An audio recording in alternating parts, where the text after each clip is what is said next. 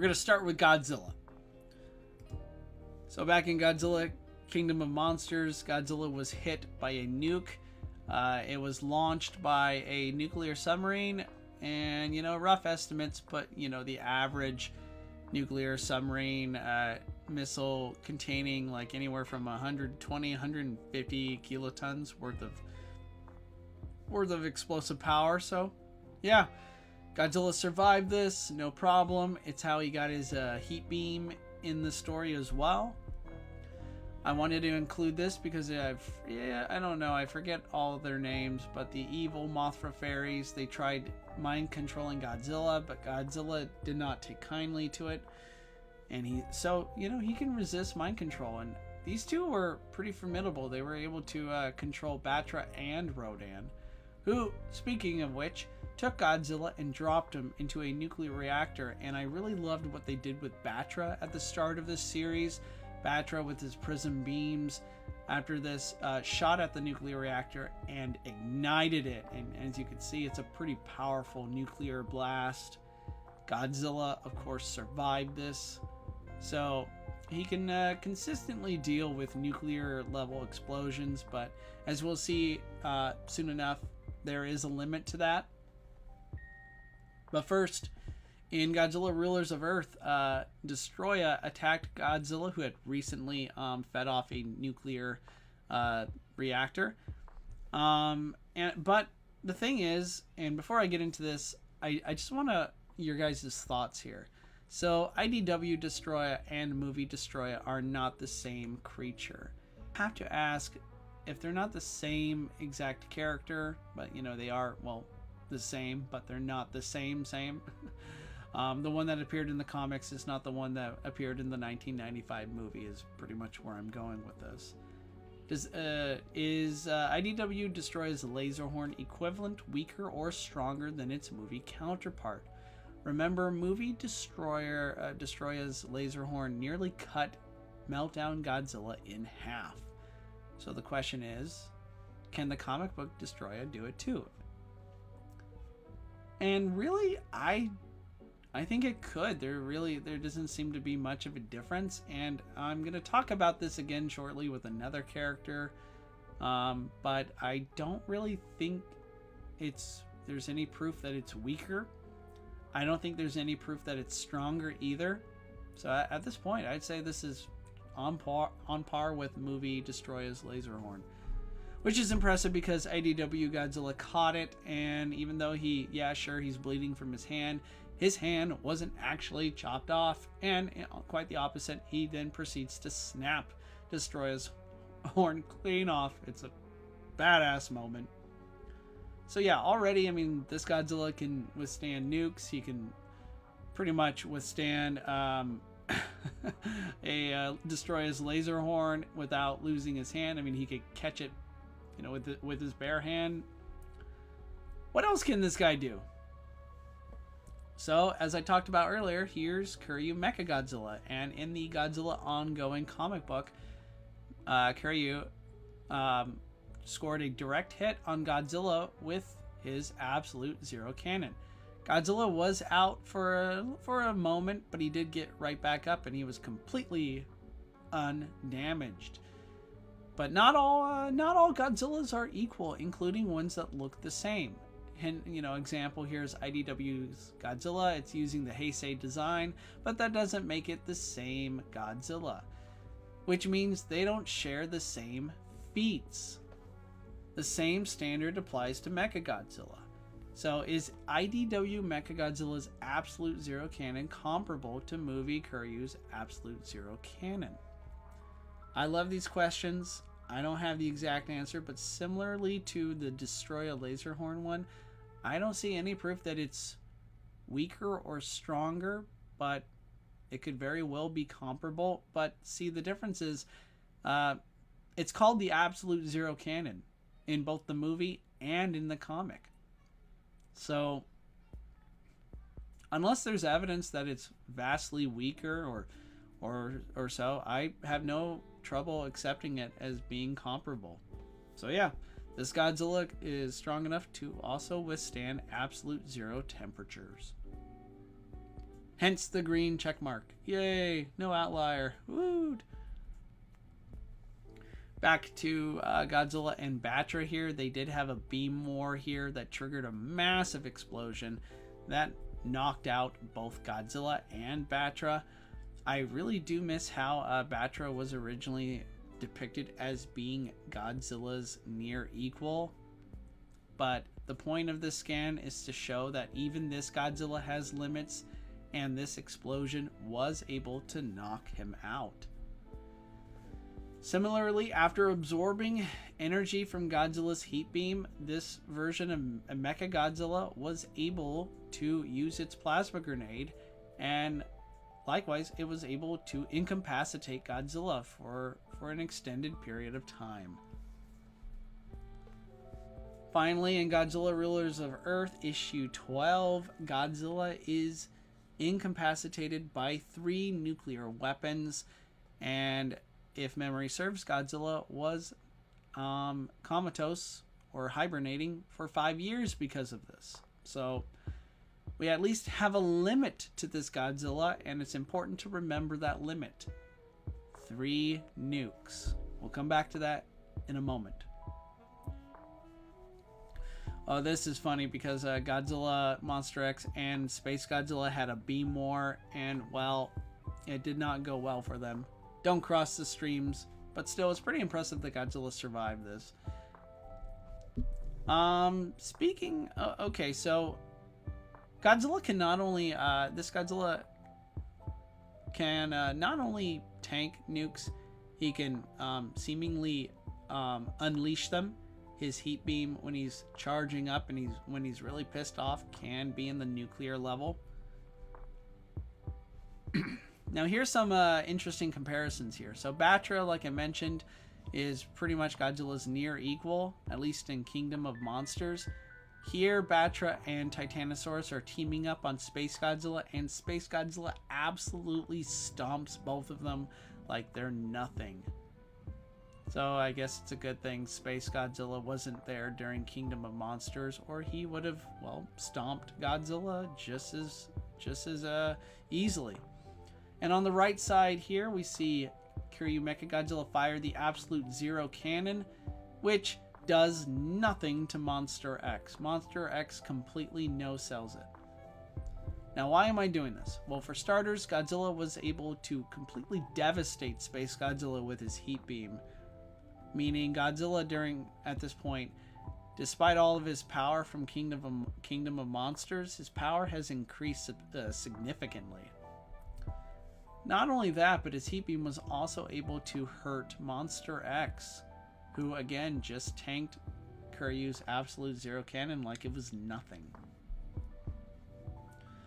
And there are definite flaws in this this next example, but I felt the need to bring it up. The humans were actually managed to briefly contain Godzilla using black hole energy. And then we actually see Godzilla's heat beam begin to, slowly push free and break it open, and before completely, breaking free. And, you might think, oh man, he's so strong, he can break free of a black hole containment field. But again, it started actually experiencing power failure. The scientists wanted to shut it down. It was failing before Godzilla did anything, so. But I felt the need to bring this up just in case anyone was interested. In terms of strength, I mean, Godzilla's strong enough to, just grab Destroyer by the tail and completely slam him over his head. Like, he could swing Destroyer around like nothing, and that's pretty impressive strength, as far as super strength goes. But it gets better.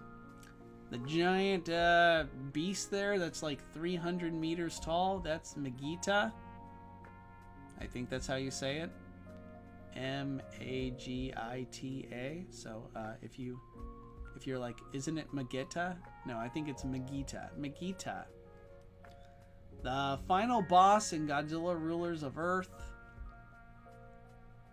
The Overlord Queen of the Trilobites, who were trying to assimilate Earth's monsters and even Space Godzilla, taking their powers and physical attributes and turning into a, scary hybrid.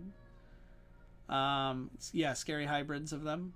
But they managed to, Godzilla and his friends rallied, and now they're taking on this massive towering beast.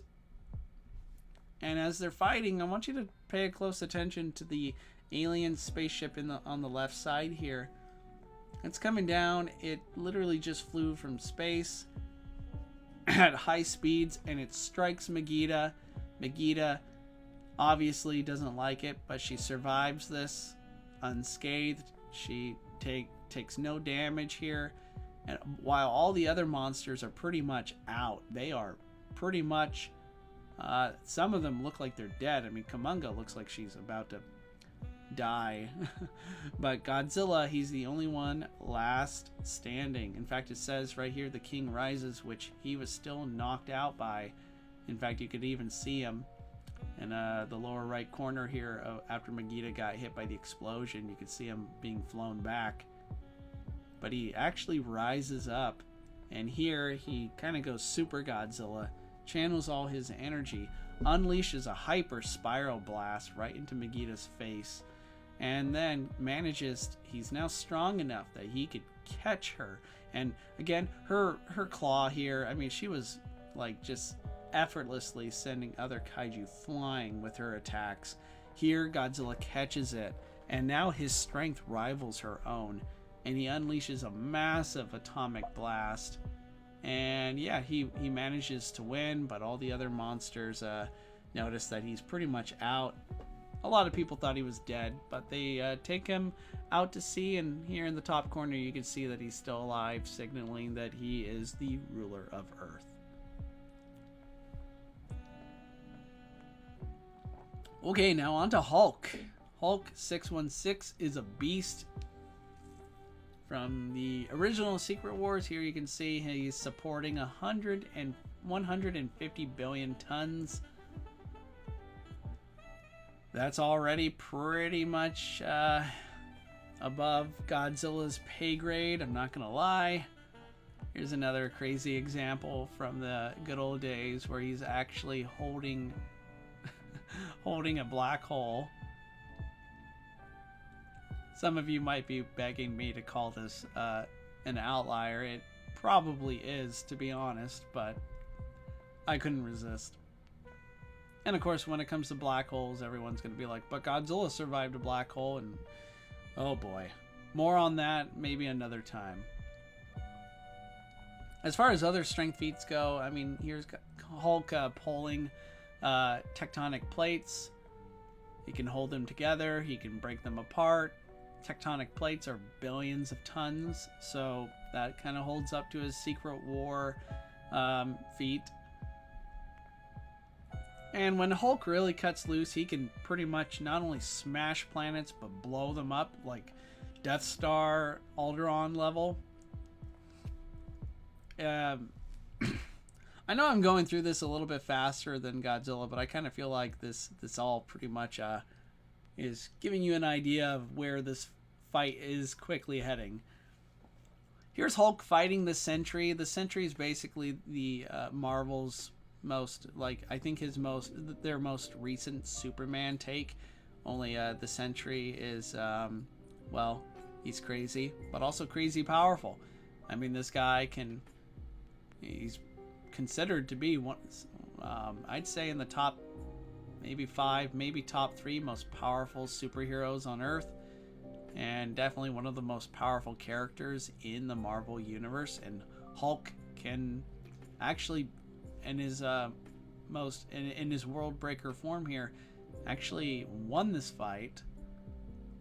To give you another idea of just how insane the Sentry is, here he is just flying through and busting open a moon rather casually. And also, Hulk was able to go up against All-Father Thor. Being an All-Father means Thor has inherited the Odin Force. Odin, for the longest time, consistently one of the most powerful beings in the Marvel Universe. And Hulk was able to duke it out and give Thor, All-Father Thor, not only a good fight, he pretty much could have won. Here's Hulk going gamma nuclear and triggers a massive gamma explosion. Tony Stark survives this, but only because of his celestial tech armor. Celestials are cosmic beings. They're shaper of worlds. They're extremely powerful. And Tony Stark, of course, acquired celestial tech to build a giant suit of armor, of course. And here's some interesting information. It's revealed that approximately 3,000 gamma bombs just went off. That's what we just saw right here. That's the equivalent. That is 3,000 gamma bombs. Now remember what I said earlier. 3 nukes was enough to incapacitate IDW Godzilla. What would 3,000 gamma bombs do? I kind of feel like that just about ends it. But first, what I will say is what it did do to Thor was turn him into a Hulk. And he would go on to smash. But that's a story for another time. Alright, so my verdict. Godzilla's heat ray ranges from being Heisei tier of explosiveness to triggering nuclear explosions. He's immensely strong, capable of overpowering foes that are several times larger than he is, like Megiddo. Unfortunately, Hulk at this point in his long career is a physical powerhouse. He's casually destroyed planets, stalemated the Sentry, and a lot of this is kind of a spoiler for the next chapter, but you get the idea. I think the Hulk just wins that.